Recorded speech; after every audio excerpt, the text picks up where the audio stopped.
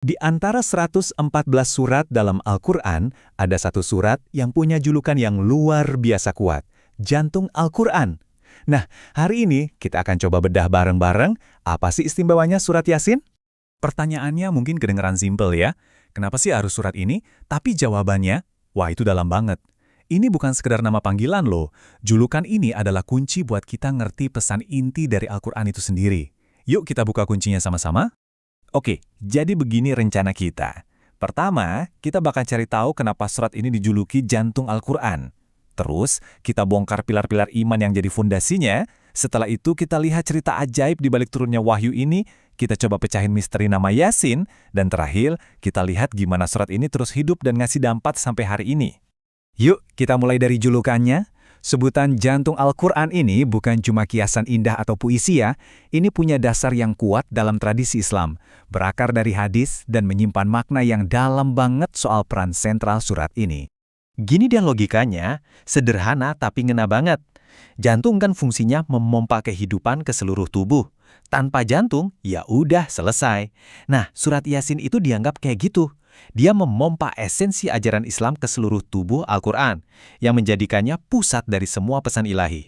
Dan bukan cuma itu, keutamaannya gila banget. Ada sebuah hadis populer yang menyebutkan kalau kita baca surat Yasin sekali aja, pahalanya itu setara dengan kita hatam Al-Quran 10 kali. Bayangin, ini bukan cuma soal angka, tapi ini sinyal kalau inti dari seluruh pesan Al-Quran itu terangkum dengan padat di dalam satu surat ini.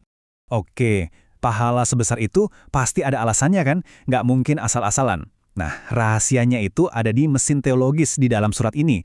Surat Yasin dapat status jantung karena kemampuannya merangkum pilar-pilar paling dasar dari akidah Islam secara singkat, tapi powerful banget. Jadi, di dalamnya ada 3 pilar utama iman yang dibahas tuntas. Pertama, tauhid, yaitu keyakinan mutlak kalau Allah itu esa. Kedua, risalah, pengakuan soal kebenaran para nabi. Dan ketiga, al-ba'ats, kepastian kalau kita semua bakal dibangkitkan lagi setelah mati.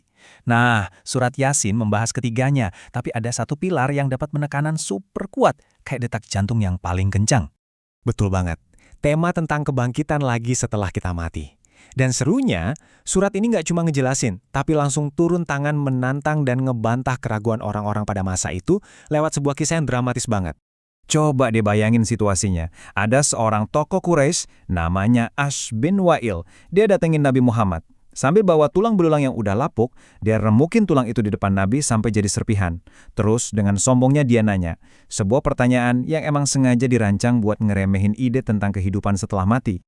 Jawabannya langsung dari wahyu dan, wow, tegas banget, nggak pakai basa-basi.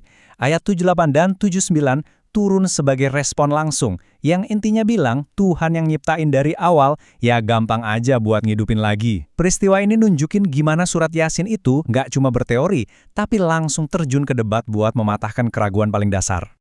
Dan ternyata kekuatannya bukan cuma di argumennya aja. Cerita di balik turunnya surat Yasin sendiri, khususnya ayat-ayat pertamanya, itu penuh keajaiban. Ini cerita soal perlindungan Tuhan yang luar biasa. Jadi ceritanya begini, menurut riwayat Ibnu Abbas.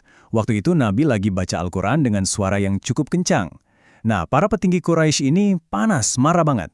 Mereka kumpul niatnya mau nyerang Nabi. Tapi pas mereka deketin, tiba-tiba kejadian aneh.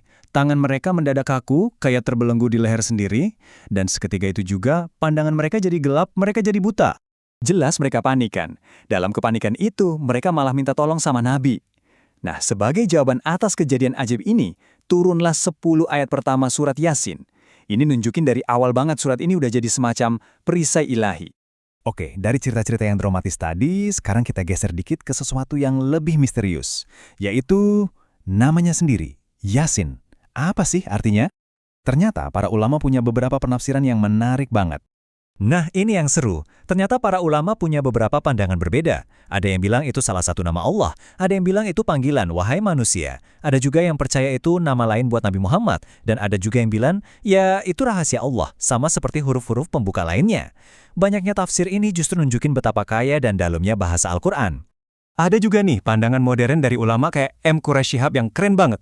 Menurut beliau, huruf-huruf kayak ya dan sin ini sebenarnya semacam tantangan dari Allah. Seolah-olah Tuhan bilang, nih huruf-hurufnya sama kayak yang kalian pakai sehari-hari. Coba deh, bisa nggak kalian bikin yang selever sama Al-Quran? Sebuah tantangan yang nunjukin Al-Quran itu nggak tertandingi. Oke, kita udah bahas sejarahnya, teologinya. Sekarang, kita tarik ke masa sekarang. Kenapa sih sampai hari ini tradisi baca Yasin itu kuat banget, apalagi di tempat kita, di Indonesia? Karena surat ini tuh bener-bener nemenin di setiap fase kehidupan kita. Orang baca Yasin buat minta ampunan, biar doanya terkabul. Dibacain buat nenangin orang yang lagi sakaratul maut. Bahkan setelah orang meninggal pun, Yasin tetap dibaca dengan harapan bisa meringankan perjalanan mereka. Sampai jadi sarana kumpul bareng yang memperkuat ikatan kita. Dan yang paling khas, tentu aja, tradisi Yasinan malam Jumat. Ini udah jadi budaya yang mengakar kuat banget. Keyakinannya, di malam yang istimewa itu, pintu ampunan dan pengabulan doa dibuka lebar-lebar buat yang baca surat ini dengan tulus. Ini bukti kalau surat ini bukan cuma teks kuno, tapi benar-benar hidup di tengah-tengah kita. Jadi kita balik lagi ke pertanyaan di awal, kenapa Yasin itu jantung Al-Quran? Jawabannya, karena surat ini adalah inti dari keyakinan, lahir dari sebuah keajaiban, dan detaknya masih terasa sampai sekarang di dalam tradisi kita. Nah, ini ninggalin kita dengan satu renungan. Kalau ini adalah kekuatan jantung sebuah kitab suci, gimana caranya kita bisa menghidupkan kekuatan yang sama di dalam jantung kita sendiri?